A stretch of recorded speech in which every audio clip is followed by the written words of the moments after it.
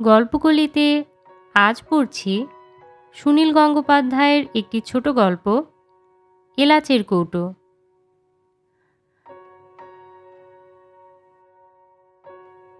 Cycle rickshaw নিয়ে বাড়ি থেকে খানিকটা এগুবার পরেই রত্নার মনে পড়ল একটা জিনিস নেওয়া হয়নি। সে ব্যস্ত হয়ে বলে উঠল, এই এই একটু থামো তো ভাই, একবার ফিরে যেতে হবে। রিক্সা চালক অপ্রসন্নভাবে মুখ ফিরিয়ে তাকালো। এই সময় দুদিক থেকে দুটো ট্রেন আসে, অনেক যাত্রী, তাই রিক্সাওয়ালাদের পোয়া বারো। কলকাতার ট্যাক্সি ড্রাইভারদের মতন রুক্ষ হয়ে ওঠে। কি যেন নিজের মনে গজগজ করতে করতে রিক্সাটা ফেরালো। সদর দরজা খুলে যেতে হলো দোতলায়। নিজের ঘরের টেবিলের ওপর রাখা আছে কৌটোটা। সেটা তাড়াতাড়ি ব্যাগে ভরে নিয়ে ফিরে যেতেই টান পড়ল আঁচলে। টেবিলের কোণায় যে চলটা উঠে আছে সেখানে আটকেছে। আঁচলটা ছাড়াতে গিয়ে শরীরটা কেঁপে উঠল রত্নার। আসল জিনিসটাই তো সে ভুলে গেছে, তার আইডেন্টিটি কার্ড। এটা না থাকলে তো সে ঢুকতেই পারত না। আঁচলটা আটকালো বলেই তো মনে পড়ল। এটা যেন অলৌকিক ব্যাপার। ঠিক কেউ যেন তার আঁচল টেনে ধরে মনে করিয়ে দিল। ঠিক যেন ব্যাখ্যা করা যায় না। রিক্সা চালক বলল, অনেক টাইম লেগে গেল দিদি, 1 টাকা বেশি লাগবে। তর্ক করতে ইচ্ছে করল না রত্নার। দেবে সে 1 টাকা, কিন্তু কথা খরচ করবে না। এই সময়টাতেই মফস্বল শহর সবচেয়ে বেশি জেগে ওঠে। ট্রেন আসে, দোকানপাট খোলে, স্কুল কলেজের ছেলেমেয়েরা বেরোয়, হাসপাতালেও ভিড় হয়। এই হাসপাতালের সামনেই আটকা পড়তে হয় ট্রাফিক জ্যামে। সামনে আবার একটা ময়লার গাড়ি। রত্না কয়েক দানা এলাচ মুখে দিল। জেলখানার গেটে পৌঁছতে বেজে গেল 10:30। অবশ্য স্কুলে যাওয়ার মতন সময়ের অত কড়াকড়ি নেই। 1 মাস ধরে স্কুলে যেতে হচ্ছে না রত্নাকে। তার ডিউটি পড়েছে জেলে। 9 বছর ধরে স্কুলে একই জিনিস পড়াতে পড়াতে একঘেয়েমি এসে পড়েছিল। সেই তুলনায় এখানকার কাজ তার ভালোই লাগছে, অন্যরকম অভিজ্ঞতা। গেটের কাছে এসে কার্ডটা বার করল রত্না। তাতে তার ছবি লাগানো আছে। প্রথম দিন তাকে সঙ্গে নিয়ে এসেছিলেন সুতোপাদি। তিনি হাসতে হাসতে বলেছিলেন, কার্ডটা সাবধানে রাখিস, দেখিস ভেতরে যেন কেউ জোর করে কেড়ে না নেয়, তাহলে কিন্তু তুই আর বেরোতেই পারবি না, এই গেটে আটকে দেবে। কেউ অবশ্য কেড়ে নেওয়ার চেষ্টা করেনি এর মধ্যে, তবে 2-3 জনের চোখের দৃষ্টি দেখলে ভয় ভয় করে। জেলখানায় প্রথম দিন ঢুকে সত্যিই খুব অবাক হয়েছিল রত্না। জেলখানার ভেতরটা কেমন হয় তার স্পষ্ট ধারণা ছিল না। গল্প উপন্যাসে পড়ে মনে হতো অন্ধকার অন্ধকার ঘর, লোভী আর হিংস্র চেহারার পাহারাদার, লোহার দরজা, ডান্ডা বেড়ি, আর মানুষ হয়েও অনেকের অমানবিক ব্যবহার। আগেকার দিনের রাজবন্দীদের লেখা কয়েকটা বই পড়েছে রত্না, অল্প বয়সে, ভালো মনে নেই। বেশি মনে আছে সতীনাথ ভাদুড়ির জাগরী আর জয়া মিত্রের হন্যমান। জাগরীতে একটা অধ্যায়ের নাম আওরাত কিতামা, আর জয়া মিত্রের বইতেও জেলের মধ্যে মেয়েদের কথাই প্রধান। সতীনাথ ভাদুড়ির একটা গ্রন্থাবলী আছে বাড়িতে। এখানে আসবার পর রত্না একবার ভেবেছিল জাগরীটা আর একবার পড়ে ঝালিয়ে নেবে। ওরে বাবা, কি সাংঘাতিক বই! খানিকটা পড়তে পড়তেই চোখের জলে পাতাগুলো ঝাপসা হয়ে আসে। বিলুর ফাঁসি হবে, সেই রাতে তার মাও জেলে। তিনি নানাভাবে মনটাকে ফেরাবার চেষ্টা করছেন। এক জায়গায় বলছেন, ছেলে তো নয়, একটা শত্রু। ছেলেদের কথা যত ভেবেছি তার অর্ধেকও যদি ভগবানের কথা ভাবতাম। তাহলে নিশ্চয়ই ভগবানকেও পাওয়া যেত। এই জায়গাটা পড়তে পড়তে রত্না ফুপিয়ে কেঁদে উঠেছিল। প্রথম দিন এসে জেলখানা সম্পর্কে তার পুরনো ধারণা কিছুই মিলল না। এ যেন একটা বাগান বাড়ি। সত্যি বেশ বড় বাগান, কত ফুল ফুটে আছে, বড় বড় গাছও কয়েকটা। মাঝখানের বাড়িটার রং সাদা, শুধু চারিদিকটা উঁচু পাঁচিল দিয়ে ঘেরা। অবশ্য আজকাল আর জেলখানা বলে না, নতুন নাম হয়েছে সংশোধনাগার। আর এটা শুধু মেয়েদের জন্য, এখানে একজনও পুরুষ নেই। বাগানের মধ্যে একটা খড়ের চালাঘর, তার ভেতরে 3খানা সিমেন্টের তৈরি বেঞ্চ, একটা প্লাস্টিকের চেয়ারও আছে। আজ অবশ্য শীত পড়েছে একটু একটু, রোদ বেশ মোলায়েম, বাইরেও বসা যায়। নানা বয়সের নারী, তবে 18-র নিচে কেউ নয়। উপরের সীমা 45-50। কেউ উৎকট গম্ভীর, কেউ বেশি কথা বলে, কেউ বা আবার ঝগড়া ছাড়া থাকতে পারে না। অনেকেরই শরীরে রূপ নেই, স্বাস্থ্যও ভালো নয়। রত্না ধীর পায়ে বাগানের মধ্যে দিয়ে হেঁটে এসে চালাটার মধ্যে চেয়ারে বসল। সে নিজে থেকে কাউকেই ডাকে না। মিনিট 5 সে বসে রইল চুপ করে। তারপর 2টি তরুণী দৌড়তে দৌড়তে এসে দাঁড়ালো, হাত পাতল তার সামনে। রত্না কৌটো খুলে কয়েকটা করে এলাচ দানা দিল ওদের হাতে। টপ করে তা মুখে পুরেই ওদের একজন জিজ্ঞেস করল, দিদি, আপনি পান খান না? এই প্রশ্নটা তাকে এখানকার অনেকেই করে প্রথম দিন থেকে, অর্থাৎ ওদের পান খাবার নেশা। রত্নার পান খাওয়ার অভ্যেস থাকলে সে নিশ্চয়ই পানের ডিবে রাখত, ওরা চেয়ে নিত। কিন্তু রত্না কখনো পান খায়নি, এমনকি বিয়েবাড়িতেও সে পান নেয় না। পানের পিক ফেলার দৃশ্যটা তার অশ্লীল মনে হয়। অনেক দিন থেকেই এলাচ দানা খায় রত্না। আগে তার কাছে একটা ছোট্ট রূপোর কৌটো থাকতো, এখন এখানকার অনেককে দিতে হয় বলে সে একটা বড় টিনের কৌটো রাখে। এলাচের দামও বেশ। রত্না লক্ষ্য করেছে এরা অনেকেই বাইরে থেকে কিছু কিছু জিনিস আনায়। কী উপায়ে তা সে জানে না। কেউ কেউ শুধু দোক্তা খায়, কয়েকজনকে সে বিড়ি টানতেও দেখেছে। এক মাঝবয়সী স্থূলাঙ্গিনী একদিন তাকে ফিসফিস করে বলেছিল, দিদি, আমার জন্য ইসুপগুলের ভুসি এনে দেবে, তোমায় পয়সা দিব। রত্না রাজি হয়নি। যত তুচ্ছ জিনিসই হোক, বাইরে থেকে এদের জন্য কিছু এনে দেওয়ার নিষেধ আছে। এখানকার সুপার সুতোপাদি বলেছিলেন, তুই এরা কারা, কোন কারণে জেল খাটছে তা কখনো জিজ্ঞেস করবি না, এদের জীবন কাহিনী জানতে চাইবি না। তাহলে এক একজন সম্পর্কে মনের মধ্যে একটা ধারণা গেঁথে যাবে। বরং খোলা মন নিয়ে সবাইকে সমান মনে করাই উচিত। রত্না কখনো কাউকে কিছু জিজ্ঞেস করেনি, তবু কি করে যেন জেনে গেছে এখানে 3 জন খুনের আসামি, নিজের হাতে খুন করেছে, যাবজ্জীবন বন্দিনী। তাদের মধ্যে একজন রত্নার ছাত্রী।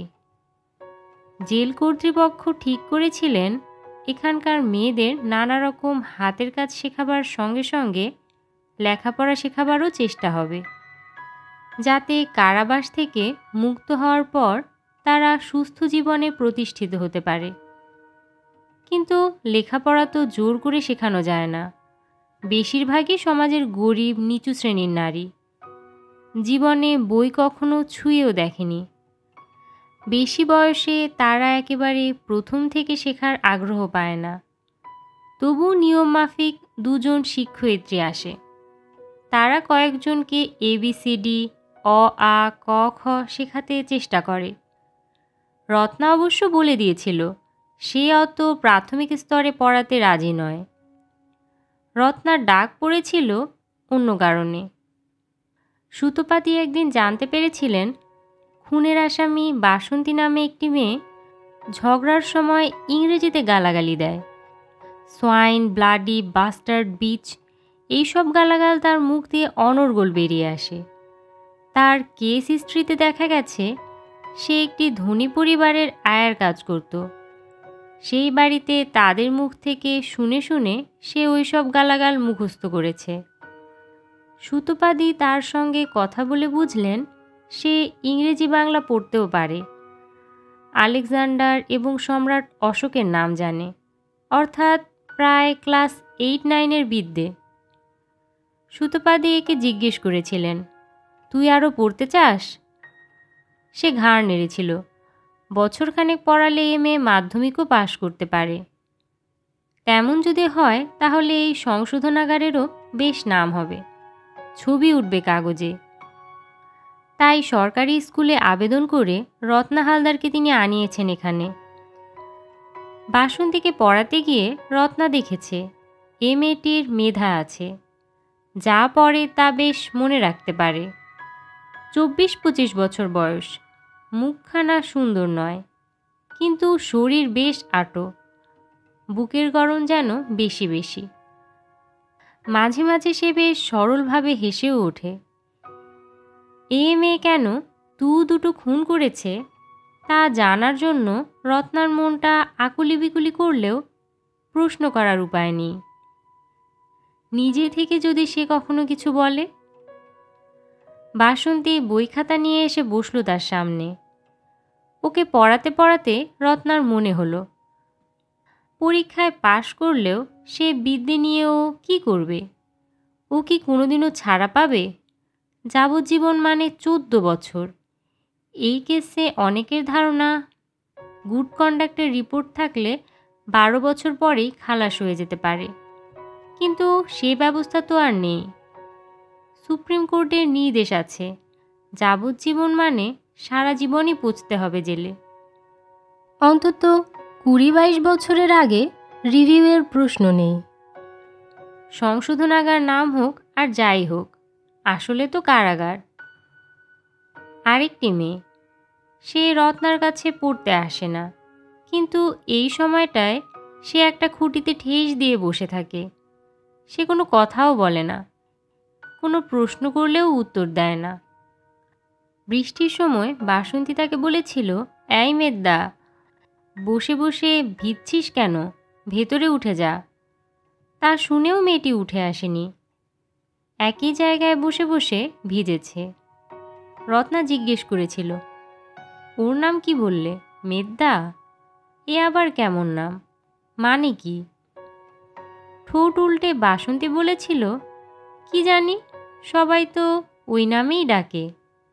ও আমারও আগে থেকে আছে।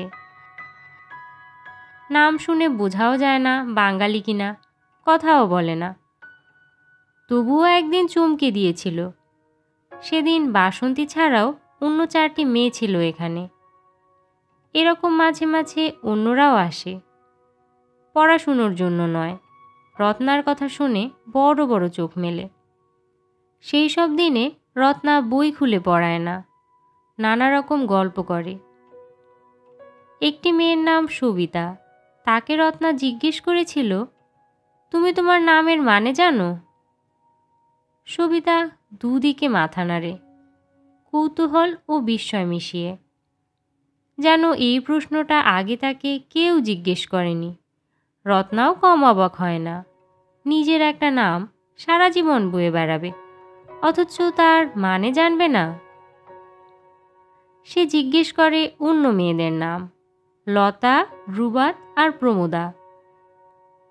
এর মধ্যে একমাত্র লতাই তার নামের অর্থ বোঝে, লতা পাতা। সে অবশ্য হেসে বলল, রাত্রির বেলা সাপকেও লতা বলে। সেই ভেবেই বোধ হয় বাপ মা তার ওই নাম রেখেছিল। রুবাত শুনে রত্নার খটকা লেগেছিল, এ আবার কি ধরনের নাম? মেয়েটির নাকে একটা নাক ছাবি, মুখে এমন একটা ভাব আছে যাতে মুসলমান বলে মনে হয়। কী ভাবের জন্য এমন মনে হয় তা বলা শক্ত। তার নাম আরও কয়েকবার জিজ্ঞেস করে রত্না বুঝল তার অনুমানই ঠিক। মেয়েটির নাম রুবাইয়াত। ঠিক উচ্চারণ করতেও পারে না। সে বলেছিল, তোমার নামের মানেটা খুব সুন্দর। রুবাই হচ্ছে 4 লাইনের এক ধরনের কবিতা। কবিতা জানো তো, পদ্য কিংবা ছড়ার মতন। তার থেকে রুবাইয়াত। ওমর খৈয়াম নামে একজন বড় কবি রুবাইয়াত লিখেছেন। সে গল্প অন্য একদিন বলবো। আর প্রমোদা হচ্ছে সুন্দরী মেয়ে। হ্যাঁ প্রমোদা, তুমিও তো সুন্দর।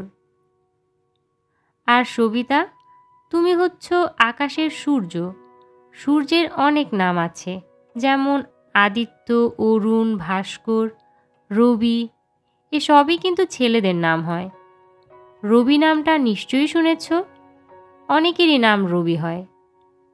বাসন্তী, তুমি তো রবি বানান জানো। র আর বয়ে রস্বই। কিন্তু যদি রবীন্দ্র হয় তাহলে বয়ে দীর্ঘই হয়ে যাবে, বদলে যাবে। সবিতা জিজ্ঞেস করল, কেন বদলে যাবে? এ প্রশ্ন শুনে খুশি হয়ে রত্না বলল, এই যে তুমি কেন জিজ্ঞেস করলে, তার মানে তোমার পড়াশুনো করার ইচ্ছে আছে। ওটা ব্যাকরণের ব্যাপার, পরে একদিন বোঝাবো। তোমরা রবীন্দ্রনাথ ঠাকুরের নাম শুনেছ? হায়, আমাদের এই বিশ্বকবির নাম গ্রাম বাংলার অনেক নারী জানেই না। অনেক পুরুষও বোধ হয় তাই। এদের মধ্যে একমাত্র বাসন্তী জানে। রত্না জিজ্ঞেস করেছিল, বাসন্তী, তুমি রবীন্দ্রনাথের কোনো কবিতা বা গান মুখস্থ বলতে পারো? বাসন্তী দুদিকে মাথা নাড়ল। রত্না বলল, তার কত গান তো শোনা যায়, রেডিওতে, পুজো প্যান্ডেলে, সিনেমায়। তার একটাও মনে নেই? বাসন্তী বলল, কি জানি। রত্নার মনে হলো শুনেছে নিশ্চয়ই, কিন্তু কোনটা রবীন্দ্রসঙ্গীত তা সে জানে না।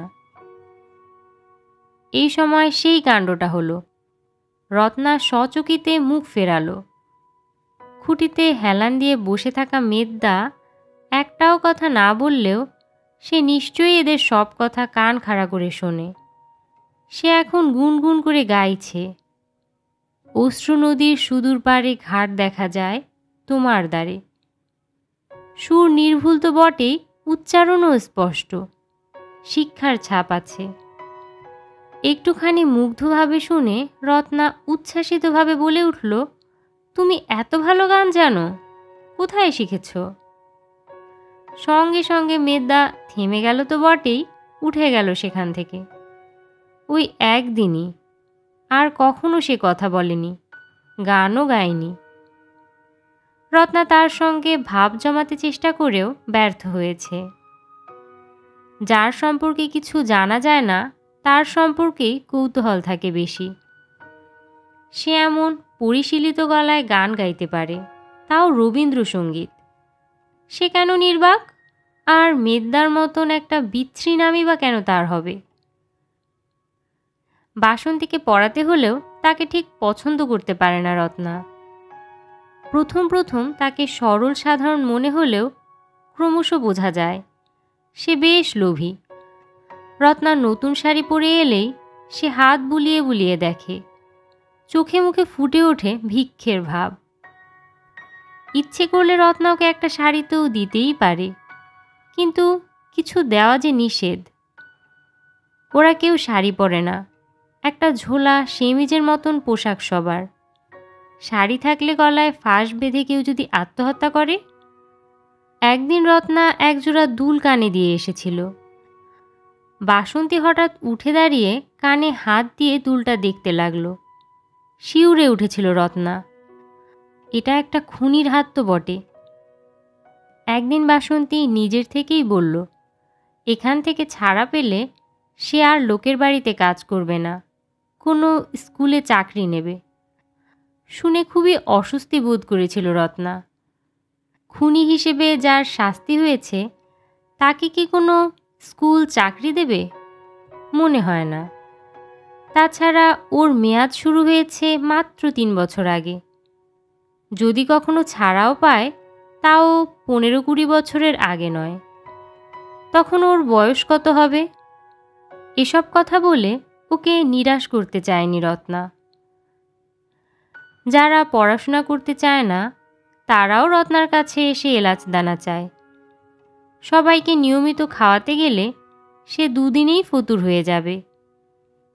সেই জন্য সে একটা শর্ত আরোপ করার কথা ভেবেছিল একবার, যে যে পড়তে চাইবে শুধু তাদেরই দেবে। তারপরই মনে হয়েছিল, জোর করে পড়িয়েই বা কী হবে, না পড়াশুনো করলেই বা কী আসে যায়, সামান্য কয়েকটা এলাচ দানা, প্রত্যাখ্যান করা যায় না। তাই এখন যতক্ষণ থাকে ততক্ষণ দেয়, ফুরিয়ে গেলে কৌটোটা উল্টে দেখায়। সে এখন ছোট এলাচের বদলে বড় এলাচ কেনে, একটু সস্তা হয়। মেদ্দা নামের মেয়েটি কোনোদিন এলাচ চায়নি। রত্না তাকে নিজে থেকে একদিন দিতে গিয়েছিল, সে মুখ ফিরিয়ে নিয়েছে। ফেরার জন্য রত্না উঠে দাঁড়ায়। বাগানের চতুর্দিকে ছড়িয়ে আছে মেয়েরা, সারা দুপুর তারা এখানেই থাকে। কয়েকজন দল বেঁধে কী সব খেলে, কয়েকজন নিজেদের মধ্যে কথা কাটাকাটি করে।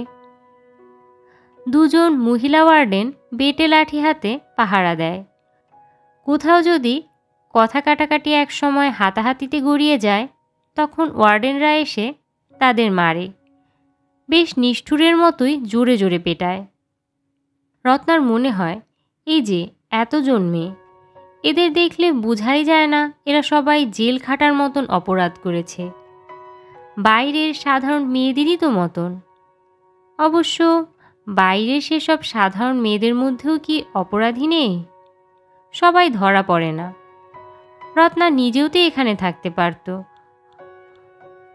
সব এলাচদানা ফুরিয়ে যাওয়ার পরেও যে মেয়েটি এসে চাইল, রত্না বলল, কাল এসে প্রথমে তোমাকেই দেব। মেয়েটি হঠাৎ চোখ ছলছলিয়ে বলল, দিদি, আমি কিন্তু মুন্সি বাড়ির গয়না চুরি করিনি। চুরি করলো পারুল, আর ধরল আমাকে। আমাকে মিথ্যে মিথ্যে আটকে রেখেছে।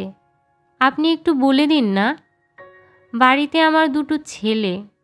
রত্না দুর্বলভাবে বলল, আমি বললে শুনবে কেন? মেয়েটি বলল, হ্যাঁ দিদি, আপনারা পড়ালেখা জানেন, আপনাদের কথা শুনবে। এই মেয়েটির বিচার ব্যবস্থা সম্পর্কে কোনো জ্ঞানই নেই। হয়তো ওর কোনো উকিলও ছিল না। তার হাত ছাড়িয়ে চলে আসতে আসতে রত্না ভাবে, মেয়েটি কি সত্যি কথা বলছে না অভিনয়? বিনা দোষেও অনেকে নিশ্চয়ই জেল খাটে।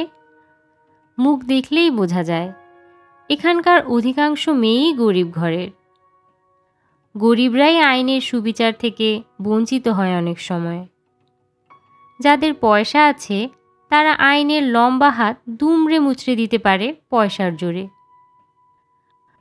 সুতোপাদির সঙ্গে দেখা হলো এক বিয়ে বাড়িতে। তার সঙ্গে অনেক আগে থেকেই পরিচয় ছিল রত্নার। তাপসের সঙ্গে যখন ছাড়াছাড়ি হয় তখন সাংঘাতিক মানসিক বিপর্যয়ের মধ্যে এই সুতোপাদিই অনেকখানি শুশ্রূষা করেছে তার মনের। তাপস ওর পিসতুতো ভাই, তবু তিনি বলেছিলেন, তুই ওকে বিয়ে করতে রাজি হওয়ার আগে আমাকে জানাসনি। ও তো একটা স্কাউন্ড্রেল, চেহারাটা চকচকে, বাহিরে থেকে কিছু বোঝা যায় না। ও তো ওর মায়ের গায়েও হাত তোলে। তোকে মারধর করবে, এ আর আশ্চর্য কি? বিয়ে বাড়িতে সুতোপাদির সঙ্গেই তার বেশি গল্প হয়। কেমন সে পড়াচ্ছে, বাসন্তী পাশ করতে পারবে কি না, জেলের মেয়েদের সম্পর্কে তার ধারণা কি, এই সব প্রশ্ন করেন খুঁটিয়ে খুঁটিয়ে। নিছক চাকরি নয়, নিজের কাজটা ভালোবাসেন সুতোপাদি। একসময় রত্না জিজ্ঞেস করে ফেলল, ওই মেদ্দা নামের মেয়েটাকে একেবারে বুঝতে পারি না, কথা বলে না কারো সঙ্গে, অথচ ভালো গান গায়। ওর আসল নামটা কি? সুতোপাদি হেসে বললেন, যে কোনো কথা বলে না সে তো রহস্যময়ী হবেই। খুব একটা রহস্য নেই, সাধারণ ঘটনা। রাগের মাথায় একজনকে খুন করে ফেলেছে। একটা ব্যাপার তো আমি দেখেছি, এই যে এতগুলো মেয়ে প্রিজনার, এদের মধ্যে প্রায় প্রত্যেকেরই ক্রাইমের সঙ্গে কোনো না কোনো পুরুষ জড়িত। পুরুষরাই তাদের অপরাধের পথে ঠেলে দেয়। যেমন ধরো, নারী পাচারের কেস আছে কয়েকটা। মেয়েরাই বোকাশোকা, মেয়েদের ফুসলিয়ে এনে দেহ ব্যবসায় চালান দেয়। কেউ কেউ ধরা পড়ে, শাস্তি হয়। মেয়েটা দোষী, কিন্তু ফ্লেশ ট্রেড তো চালাচ্ছে পুরুষরা। আসল ক্রিমিনাল তো তারাই, তারা ধরা পড়ে না। রত্না চমকে গিয়ে বলল, এই মেয়েদাও সেই রকম কোনো কেসে ধরা পড়েছে নাকি? সুতপা বলল, না, বললাম না ওর খুনের কেস। ওর নাম মাধবী। কেন ওকে অন্যরা মেদ্দা বা মিদ্দা ডাকে তা আমি জানি না। ও ছিল তোরই মতন স্কুল টিচার, মধ্যবিত্ত পরিবারের মেয়ে। অনেক ক্ষেত্রেই যা হয়, একজনের প্রেমে পড়ল, সে বিয়ের প্রতিশ্রুতি দিয়েছিল, তার মধ্যে রেগুলার সেক্স রিলেশনও হলো। এর মধ্যে একটা মন্দিরের সামনে গিয়ে বিয়ের ভানও করেছিল। তারপর মাধবী প্রেগনেন্ট হতেই সে হারামজাদা নিজের মূর্তি ধরল। অ্যাবর্শন না করালে সে মাধবীকে ঘরে নিতে পারবে না। বিয়েই যদি হয় তাহলে অ্যাবর্শনের প্রশ্ন উঠবে কেন? এই নিয়ে গালমন্দ, মারধর। মাধবী তখন গেল তার শাশুড়ির কাছে সুবিচার চাইতে। সেই দিনই ঘটল ঘটনাটা। সেই মহিলা শুধু যে পুত্রস্নেহে অন্ধ তাই নয়, তিনি এই সম্পর্কের কথা কিছু জানতেনই না।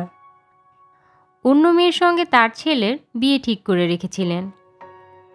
তিনি কুকুর বেড়ালের মতন দূর দূর করে তাড়াতে চাইলেন মাধবীকে। খুব খারাপ ভাষায় গালাগাল দিতে দিতে ওকে বলেছিলেন বাজারের বেশ্যা। সেটাই সহ্য করতে পারেনি মাধবী। ওর সেই স্বামীটা তোর তাপসের মতোই হারামজাদা, তখন বাড়িতেই লুকিয়েছিল। গালাগাল শুনে মাধবী ওর শাশুড়িকে এসে একটা ধাক্কা দেয়, খুব জোরে। মহিলাটা ধড়াস করে পড়ে গেলেন সঙ্গে সঙ্গে, ডেড।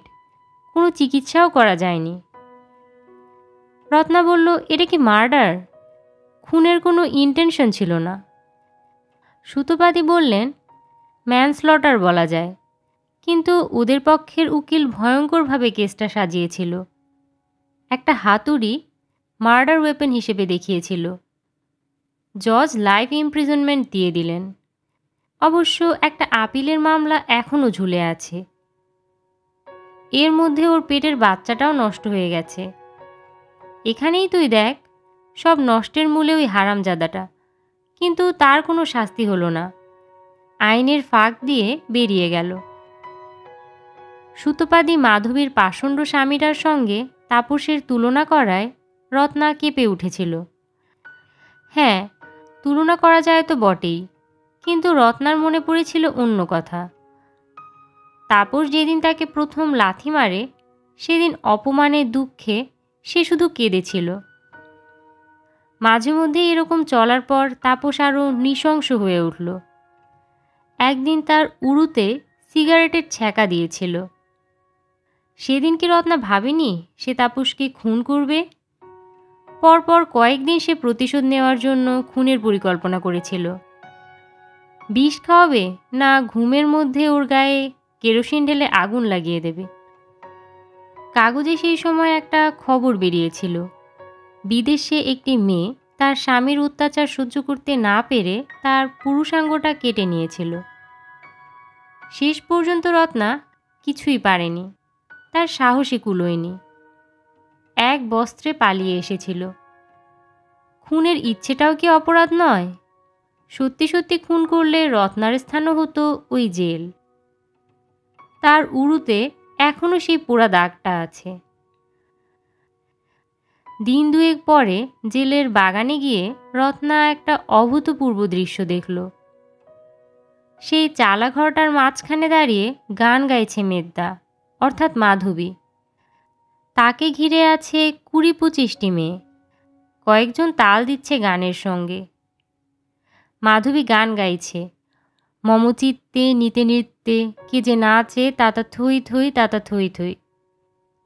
রত্না কাছে গিয়ে দাঁড়াতেই অনেকে মিলে কলস্বরে জানালো, মেদ্দা খালাস হয়ে গেছে। আপিলে বেকসুর মুক্তি পেয়েছে মাধবী। হাইকোর্টে খারিজ হয়ে গেছে অভিযোগ। হাতুড়িতে শুকনো রক্তের দাগ মানুষের নয়, মুরগির। ওর শাশুড়ির গুরুতর হৃদরোগ ছিল, আগে 2 বার অ্যাটাক হয়ে গেছে। মাধবী যে তাকে ধাক্কা দিয়েছে কিংবা কতটা জোরে তার কোনো প্রত্যক্ষ প্রমাণ নেই। ঠিক সেই সময় অন্য কেউ সেখানে উপস্থিত ছিল না। বাড়ির দাসীটি স্বীকার করেছে, সে ছিল কলতলায়, শব্দ শুনে ছুটে আসে। অত্যাধিক উত্তেজনায় ওরকম রোগীর হঠাৎ হার্ট ফেলিওর হতে পারে। রত্না ভেবেছিল মাধবীর যে মুহ্যমান অবস্থা এবং কারো সঙ্গে কথা না বলা, তা বোধহয় গভীর অনুতাপের জন্য। মধ্যবিত্ত ঘরের শিক্ষিত মেয়ে, খুনটুনের মতন ব্যাপারে নাম জড়িয়ে যাওয়াটা তো চরম অপমানই। কিন্তু তা তো নয়। মুক্তির খবর শুনেই সে এত খুশি।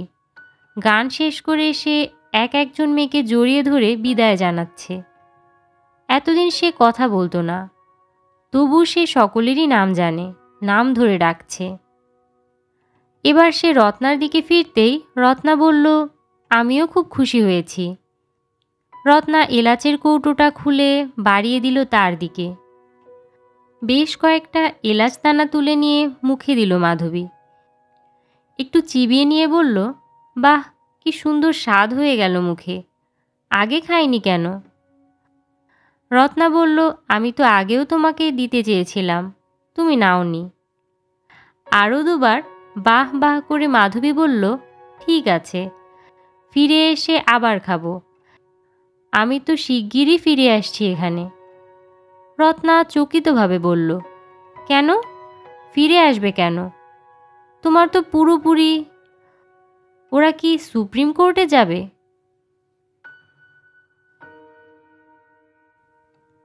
গল্পগুলিতে এতক্ষণ শুনলেন সুনীল গঙ্গোপাধ্যায়ের একটি ছোট গল্প, এলাচের কৌটো। সঙ্গে থাকার জন্য অসংখ্য ধন্যবাদ।